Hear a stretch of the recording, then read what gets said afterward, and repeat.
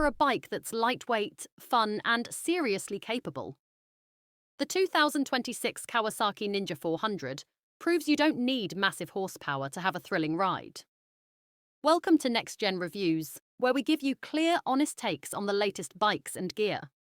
Today, we're checking out the updated 2026 Kawasaki Ninja 400, a fan favourite in the entry-level sport bike world, and for good reason. Design.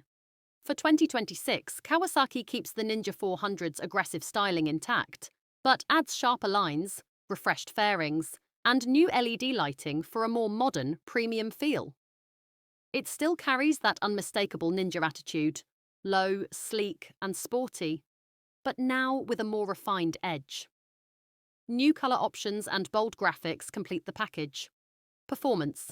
Under the fairing, the 399 cubic centimetre parallel twin engine returns with a few small tweaks for smoother delivery and cleaner emissions.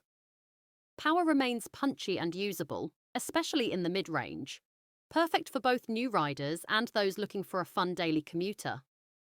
The lightweight chassis and balanced geometry make it incredibly flickable in corners, while the slipper clutch adds confidence when downshifting. Features and tech. The 2026 model gets an upgraded LCD dash, improved ABS, and subtle refinements to the suspension tuning for better ride quality. It's not overloaded with electronics, and that's kind of the point. You get just what you need to stay connected and in control, without losing that raw, connected feel of the ride. Conclusion.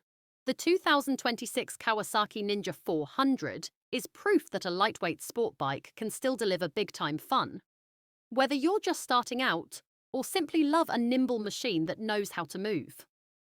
What do you think? Is the Ninja 400 still the king of the entry-level sport class? Let us know in the comments below.